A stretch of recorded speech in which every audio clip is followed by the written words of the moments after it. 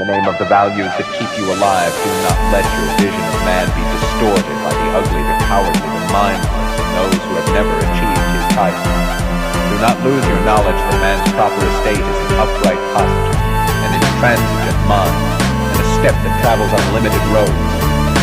Do not let your fire go out. Spark might replace the spark, and the hopeless swamps of the approximate, the not quite, the not yet, the not at all. The world you desired can be won. It exists. It is real. It is possible. It's yours.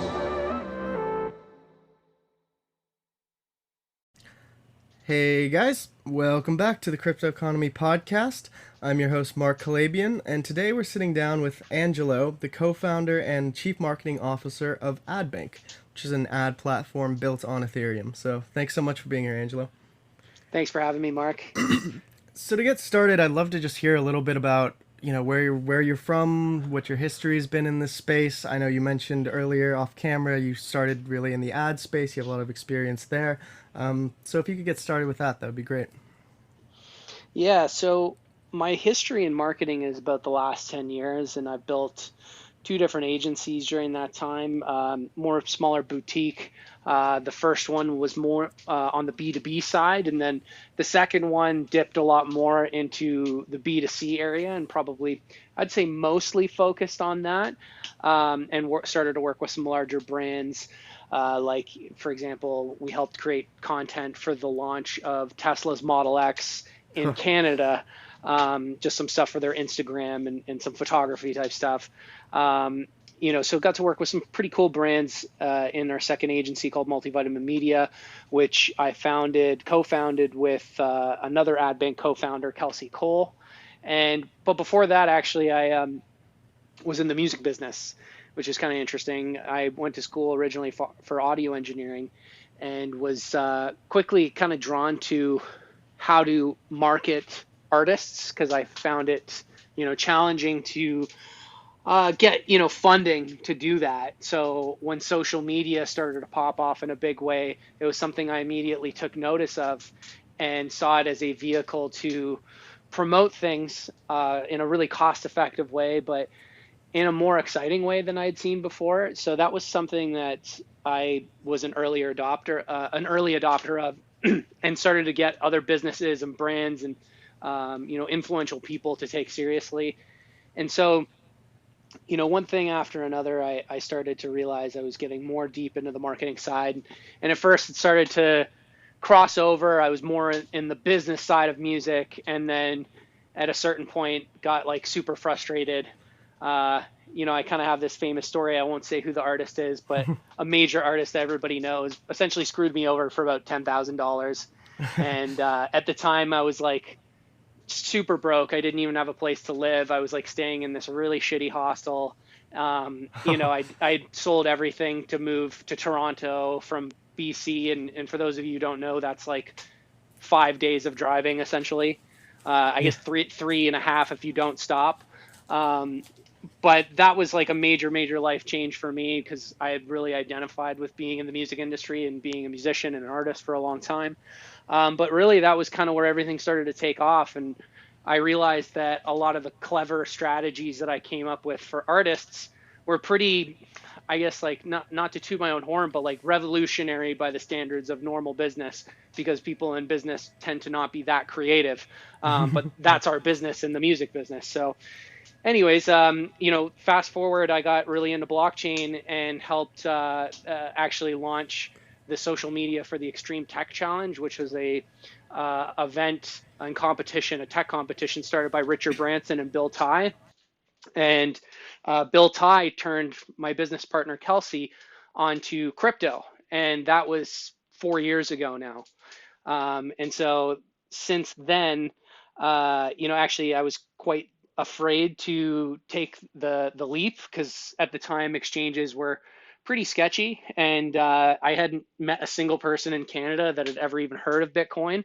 So I was not really sure how to actually purchase it in a way that made me feel comfortable. So I kept a close eye on it for a while, and then finally got in and had some great success with it. And once I really understood blockchain, that was when everything changed for me, and I realized I had to get into that industry, because I realized it could change the world, not just from a position of finance, but the use of blockchain in so many different industries was very clear to me at that point, and I just knew that there was no other way I could go.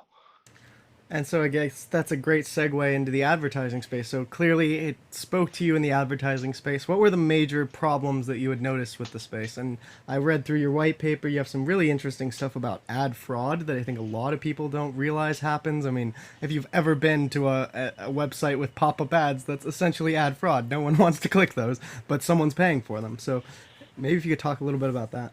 For sure. Yeah. And before I get into it a little bit, let me ask you one thing. Would you, if you were a criminal, would you rather smuggle cocaine over the border, or would you rather sit from the comfort of your own home, faking clicks from a computer? Yeah, You that's a know, pretty good money laundering scheme right there. it's pretty damn good. It's a good job. And it's so good, in fact, that it's become the second most profitable form of income for organized crime, only beaten by drugs. And what I'm Wow. talking about specifically is advertising fraud. And so ad fraud comes in many, many different forms.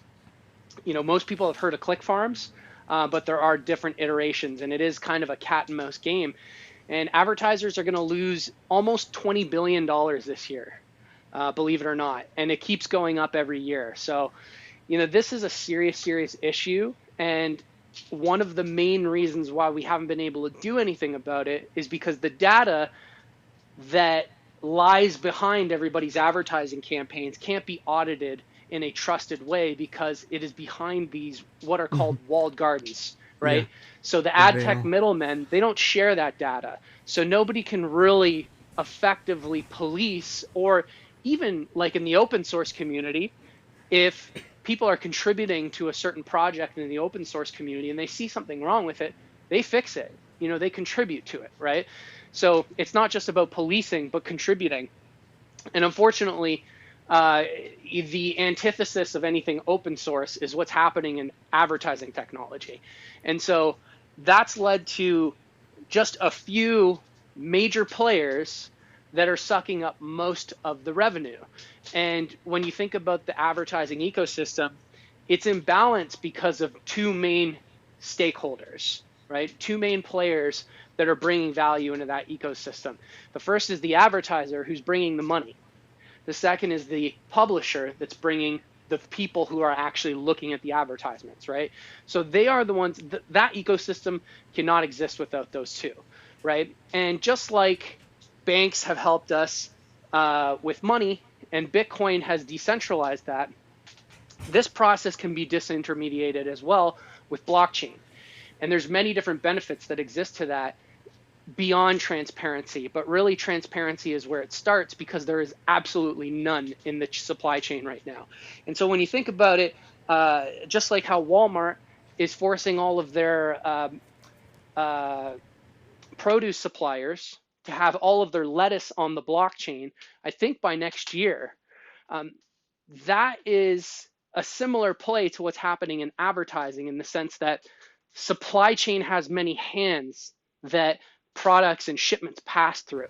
And a lot of things can get broken in that process. Just like if you've ever played a game of broken telephone, you go three people down and your message already starts to become totally unrecognizable from the original, right? So if you think about that in a supply chain context, there is so much of a mess going on there. Just like when you hear, oh, that fell off the truck, or things being stolen, or things being sold on the black market that were stolen from trucks. This is that exists because of the weaknesses that are prevalent in supply chain, and digital advertising is absolutely no different. It's a total disaster, and so blockchain, anywhere that there's a industry or a problem that exists where transparency, trust, or security are lacking, blockchain is always going to be a good fit for that. And what we're seeing and what is very exciting in the industry is that advertising is seen as one of those top three use cases for blockchain because of the size of the opportunity that exists. And so would you guys be inserting yourself as the alternative to the current middleman? Would you try and work with the middleman to increase transparency? So is your main target to work with Facebook or to work against Google? How would you ideally structure something, or the best transparent system where both the advertisers and the customers are getting what they want? Great question. So it would be foolish for a new competitor to come into the scene and say, we're going to take down Facebook and Google. It's not realistic, right? We're talking about multi-billion dollar, potentially one day trillion-dollar behemoths that are beyond the 800-pound gorillas in the room. So in our eyes, the real path to disruption will be in some way or another cooperating with existing ad technology. Now, the thing that we have to think about, how we make that worthwhile for them, is solving fraud and some of these other problems that exist that blockchain can fix. These just aren't profitable problems for them to solve. But if somebody else took that burden on and gave that benefit, it's something that they'd be more likely to integrate into their existing platforms for something that their customers could benefit. So they could have the existing ecosystem or infrastructure rather. You go to Google AdWords or you go to Facebook ads. But behind the scenes, there's more transparency with the transactional data so that can be used in a more meaningful way to solve the bigger problems that nobody's really looking out for the advertisers and publishers for. And so there's some other issues as well, like the amount of time that it takes a publisher to get paid, that blockchain's really good for because of the speed of payments. If we think about how many layers, like if you have some really small unknown cryptocurrency, you may have to convert that to another cryptocurrency and then send that to a different exchange or fiat gateway to turn it into your local currency. And when you think about it, there's all these steps that occur, right? That actually happens with fiat right now all over the world with most systems that are operating on a global scale. If you're a publisher and you're in Great Britain, but you're using Google ads, and I'm an advertiser in Canada paying Canadian dollars, you want to get paid in pounds, right? Or euros, right? So there's a lot of things that are happening in there as well, a lot of layers that exist between converting that. And blockchain is actually really good at speeding up that process so publishers get paid faster, if not in some cases instantly, depending on the context. So, that's kind of in a nutshell some of the things that the industry stands to gain.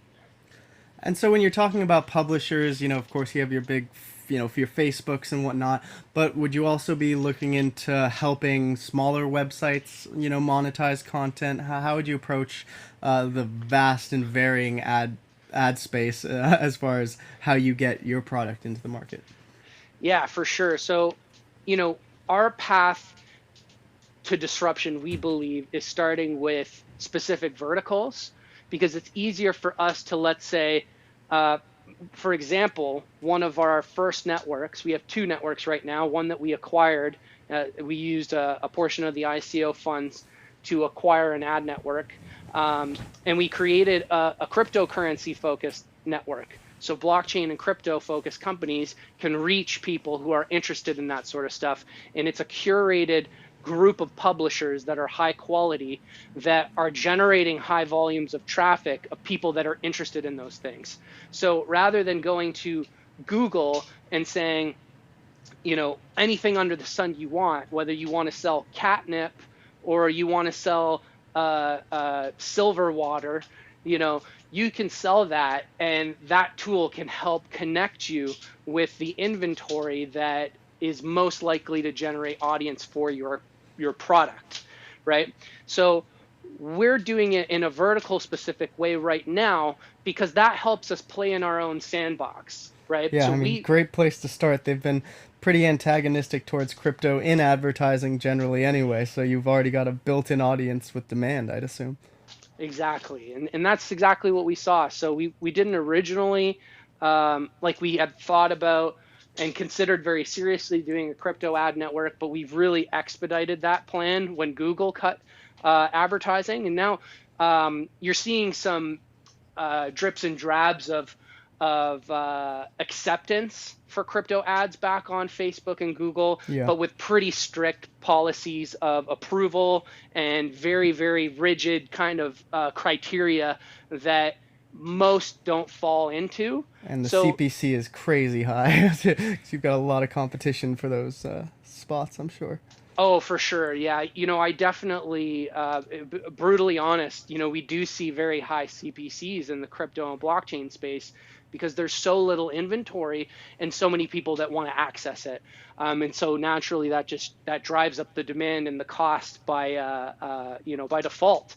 And we don't have enough, believe it or not, we really don't have enough people like yourself that are creating enough good content for this space. I know that may seem crazy to some people who are consumed in this space, but really, like, we are still lacking in that regard, and there is a huge opportunity. And so we took a little bit of a bite of that with the launch of our ad network, Intergalactic Ads, I and love we the launched name. that back in June. Yeah, it's a little bit of a nerdy kind of cheeky play. Our tagline is crypto ad campaigns that take you to the moon, which we all, we've got too many jokes amongst ourselves, really, on that one, which I'm almost embarrassed to admit. Well, you gotta have fun with it. I mean, so I guess one of my experiences with a lot of ICOs I've talked to, they've spent hundreds of thousands or millions of dollars and really gotten nowhere as far as traction or engagement with the ads that they're running. So how do you think you improve the process so that people are actually getting conversions to products, which companies like Facebook and Google have done a truly terrible job at actually getting conversions or driving conversions, and really trying just to trick the buyer into the ad, or the person paying for the ads, into thinking they're getting a whole lot more eyes on it and a whole lot less traction than they are.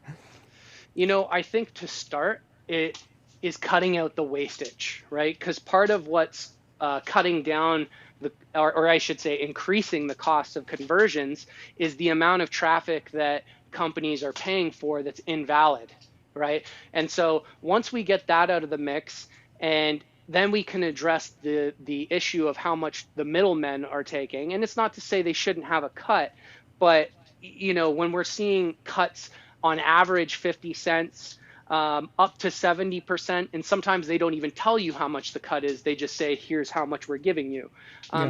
That sort of thing in my mind can't fly anymore. Like that all has to end. So, in terms of increasing conversions, I actually would disagree with you in terms of Facebook and Google. I think that they're really good at actually getting people conversions. They have done a really good job of developing algorithms to optimize, like Facebook, for example. They have a conversion campaign setting.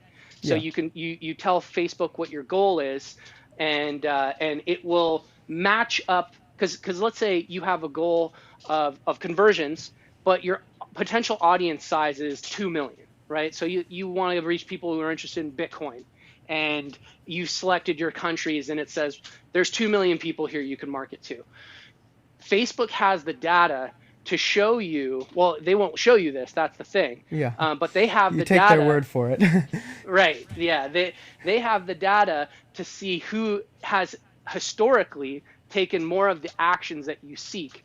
And then they will cherry pick initially who they're going to show that ad to. So they're not going to show your ad to 2 million people because you probably don't even have a budget to reach all 2 million people.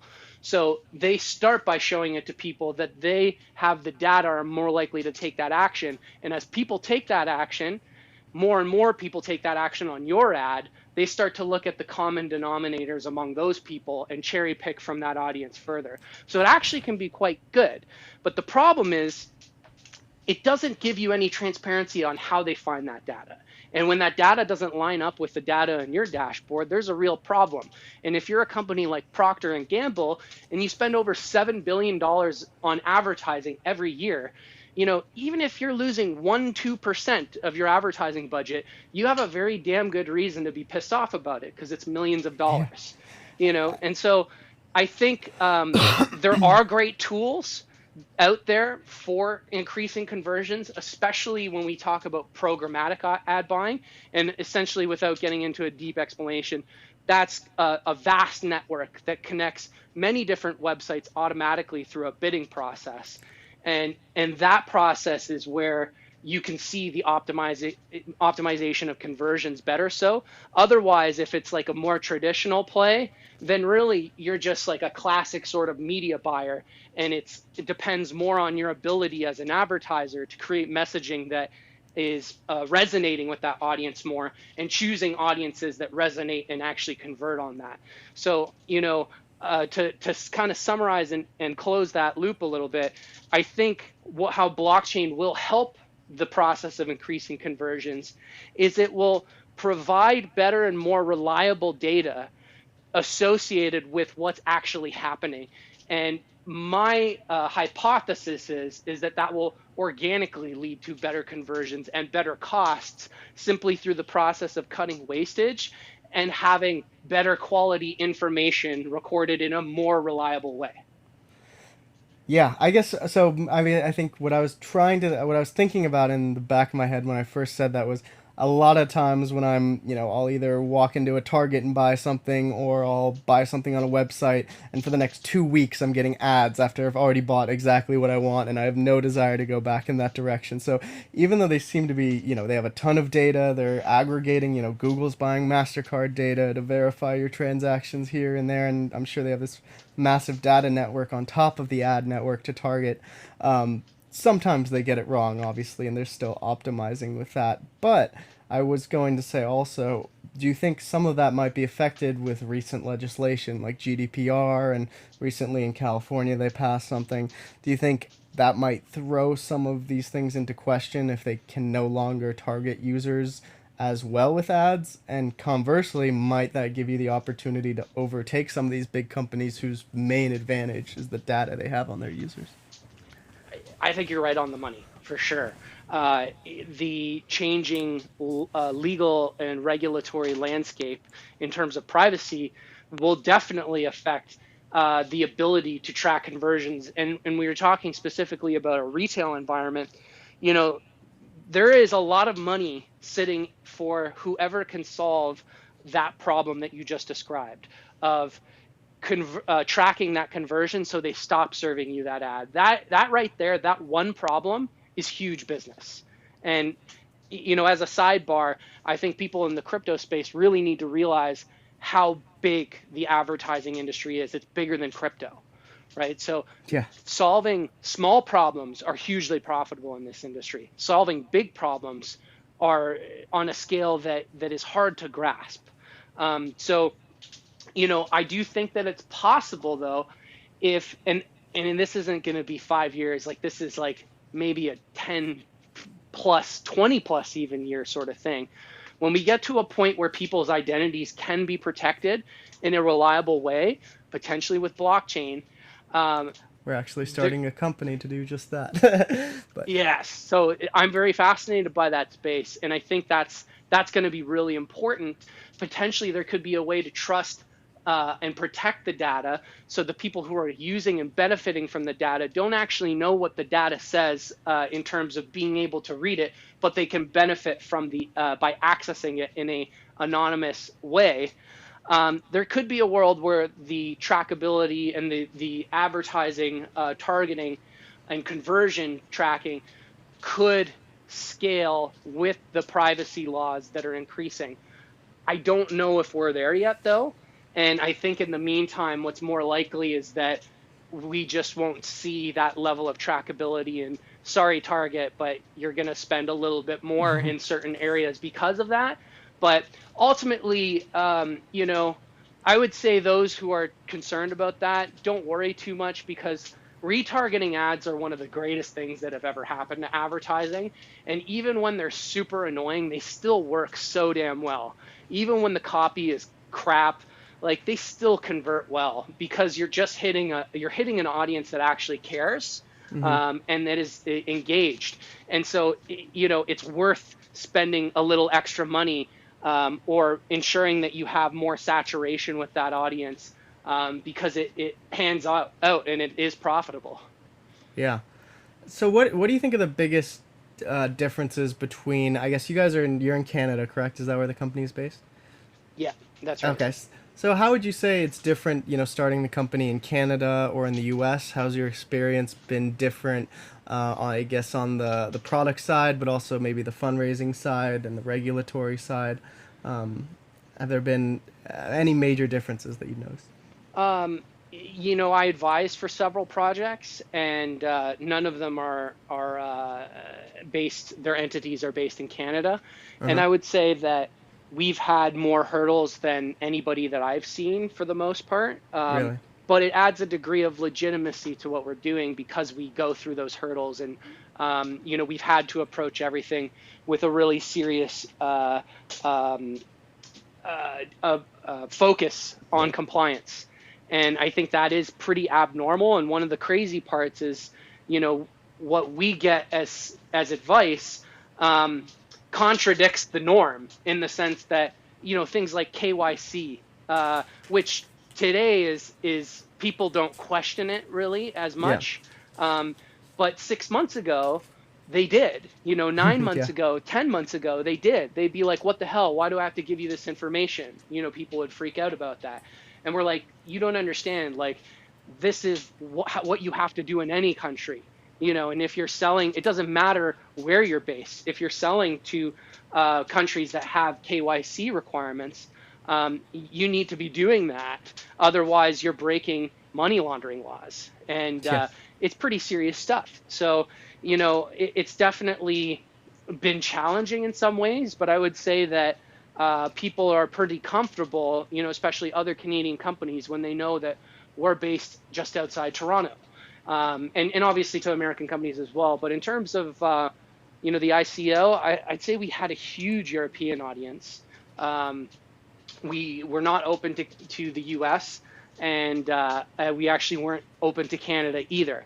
So, Really? that is kind of interesting for a Yeah. company like ours. But it panned out. We did raise and hit our hard cap 8 days ahead of schedule.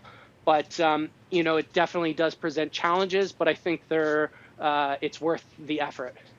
Yeah, so I guess for people who are thinking about ICOs, what do you think made you guys so successful? Because not everyone can say they hit their hard cap in, 8 days early, um, and it seems like you guys did a great job of bringing everything together for that.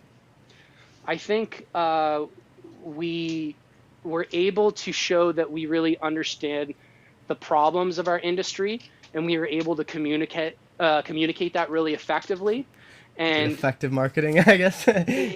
yeah, to be honest, like um, it was very simple messaging, and people who wanted to dive deeper in the white paper, and we also have a 50-page patent application that, I can't read without a babysitter. So, there is that deep information for the people that want it, but most people, this is the thing that I think people in the crypto space who are founders of companies, they think they're selling to engineers. Yeah. And that's just not the case. Normal people need to use the products we're building. And so normal people should be able to understand what it is that we're doing. And, to be honest, I think even the stage that Adbank is at right now, we could be doing a way better job of telling our story of where we're at right now. And that's something that we're working on, but we're doing we're kind of dabbling into some new areas that are pretty exciting that will significantly change some of the messaging we had in mind for our brand relift or refresh, I should say. But, number one, if you're a company that wants to go in this space, take your messaging and your branding really seriously.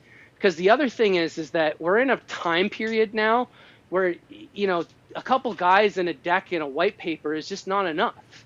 You need to show that you have something going on. And part of that is a product. Part of that is showing that people are going to use that product, real companies.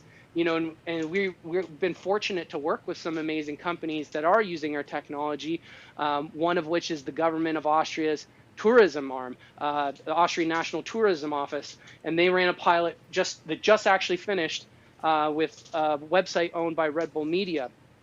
And I think those are the sort of things that you're going to need to see projects doing a little earlier in the game, rather than just throwing up a website and a white paper and an idea and saying, give us some money.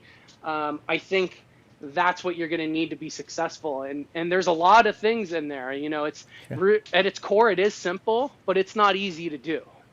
No, absolutely not.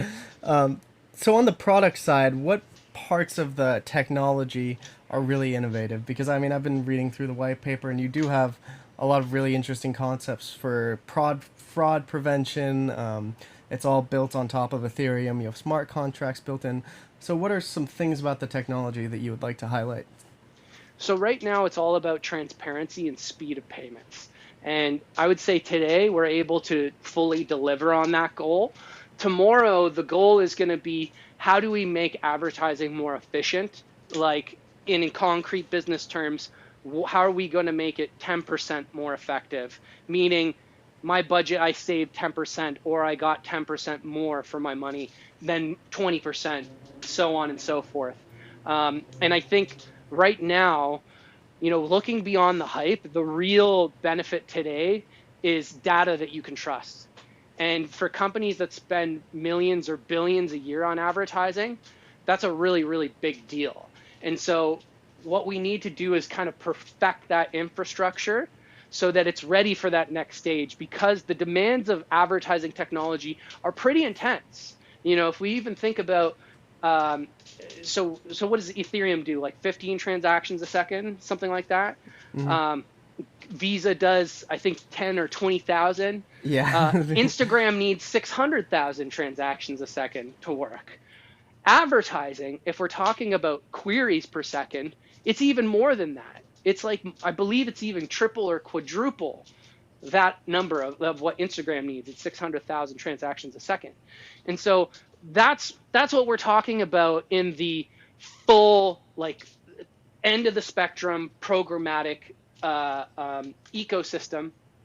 That's very robust with a huge demand like a Google or a Facebook ads or something like that. If we're talking about recording each impression as a smart contract firing on the blockchain, Yeah. that's pretty taxing, right? And it's Yeah. also costly. So there are scalability. I didn't even call them hurdles, because depending on what the tech stack is, you may not need it. And in our case right now, we're actually bundling transactions um, as needed at the rate that makes the most sense to manage gas costs. And that's good for right now. Who knows what will be the best solution in the future as things evolve. But right now it's about transparency and speed. Tomorrow it's really going to be about addressing fraud in a more meaningful way and cutting the wastage that exists in the ecosystem. But right now it's just laying that infrastructure layer down. So on top of this, I know you're the Canadian representative on the board of directors for the International Decentralized Association of Cryptocurrency and Blockchain. So could you tell us a little bit about what that does and what you've learned, maybe interesting people you've met or trends you've noticed or things you've talked about? Yeah, so I think actually one of the founders or the heads is Vladimir Putin's head of internet, interestingly Oh enough. boy, Um, that's neat. and, the purpose of this organization is to bridge the gap between government bodies and crypto and blockchain companies to help facilitate discussion that will progress regulation in other areas that affect cryptocurrency and blockchain from a governmental or geopolitical landscape, so that we're stepping into the future with the right foot forward. And it's still also early days with that, but very exciting in the sense that there are so many people engaged in governments around the world that are profoundly excited about blockchain. And I've been to the UN 3 times this year, Wow. invited to private events. One of our co-founders, Kelsey Cole, she just received an award at the UN, and it was on International Peace Day, um, during the first day that they ever talked about cryptocurrencies and using them for the purpose of forwarding the UN Sustainable Development Goals. And so Shit, where was I going with this? I feel like I've totally like derailed myself. Take it in whatever direction you like. What was the Well, original question so I just can as far as stay what back on track? the committee does and what your role has been, what you've learned through the No, I got organization. it. Yeah, I got off on the tangent from just the excitement of the reception of governments and Uh huh. people that are within the governments around the world, because I've had the chance to interact with a lot of those people one on one. And at the UN, we saw General Wesley Clark speak, who is an absolute legend. For those of you who don't know, like Google him. His Wikipedia is like a mile long. Congressman Dennis Kucinich was there at one of the events. These are very, very big names in the U.S. in terms of politics, but you also see leaders of countries, around the world that are actively engaged in the discussion around blockchain and really looking out for the future of it because they believe in it. And with, for example, in Canada, the Prime Minister's stepbrother, so Justin Trudeau's stepbrother, his name's Kyle Kemper. He's actually very into blockchain. Like, he advises a ton of different companies. He's like head first into the blockchain space. And so for me, the more I was honestly a little apprehensive at first as I was interacting with government types. And the first time I went to the UN, I met with somebody who's pretty in deep there, and he looked me right in the face. He's like, "What's your intentions?" Basically, with getting involved with this, because a lot of people will have an agenda in a situation like that with very powerful people.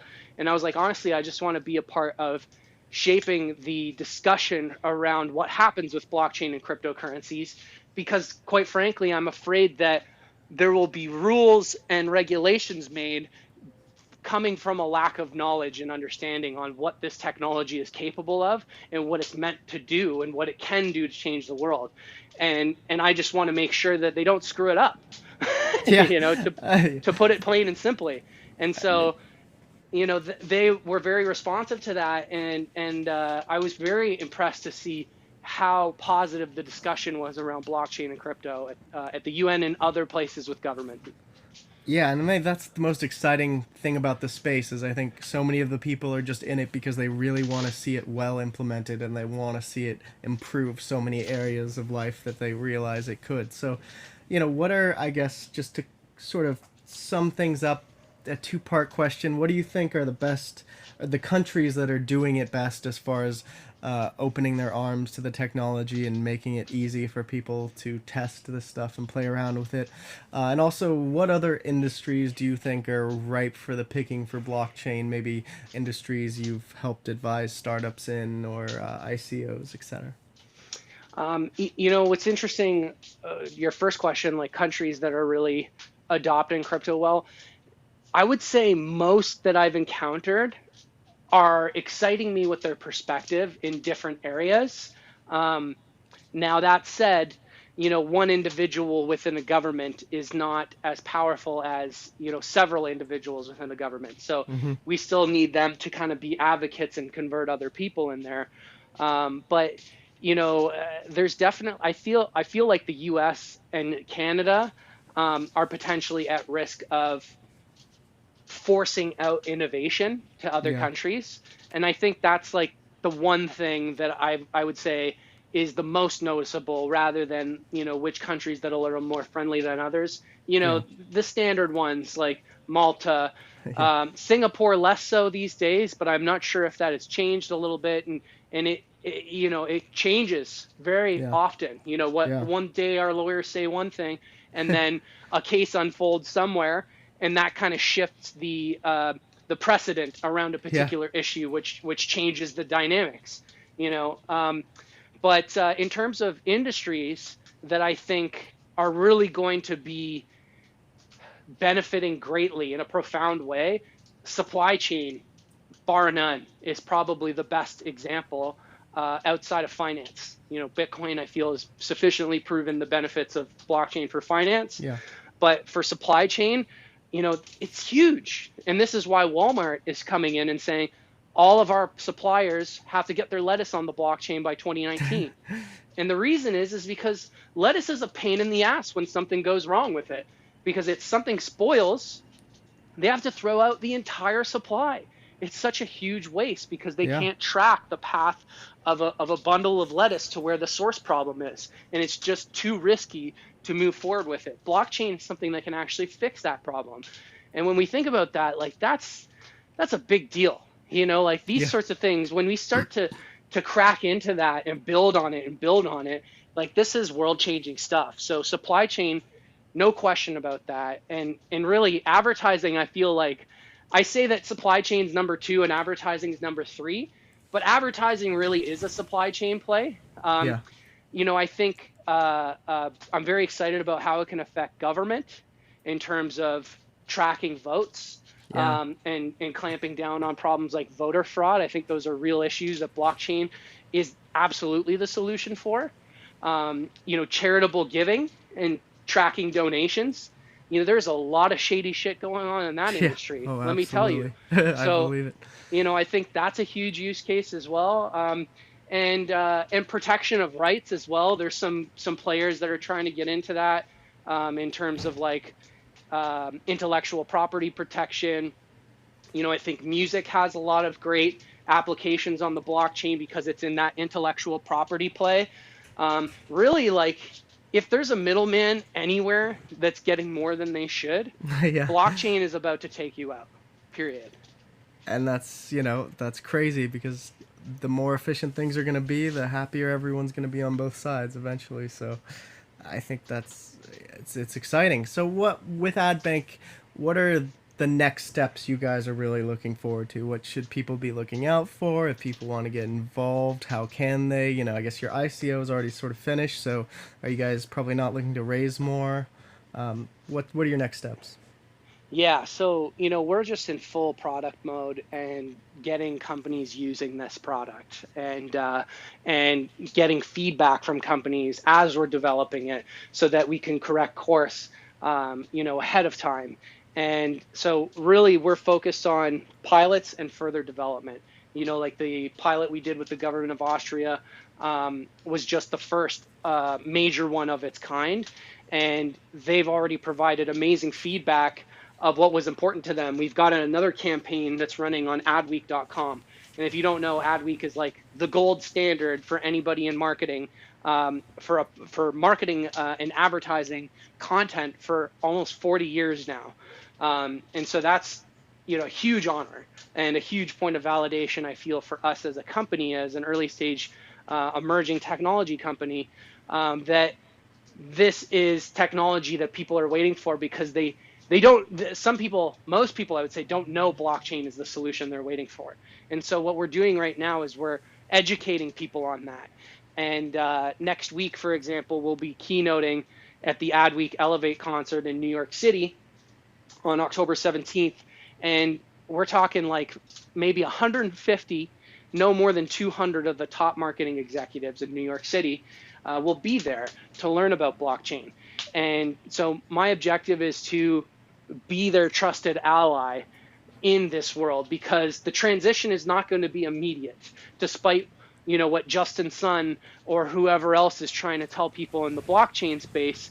It's going to happen slowly but surely. It's just like the internet and social media.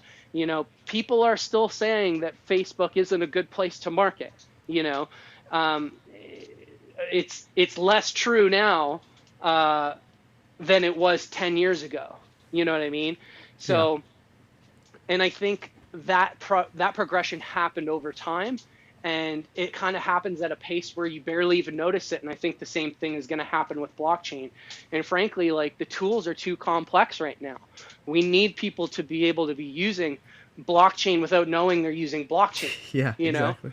And I think that's still, yeah, exactly. I think that's when that happens, then we're really going to see things start to light up. Well, thank you so much for coming on the show today. If you have any closing remarks, I know your website is adbank.network for people to check that out. Anywhere else you'd direct them to?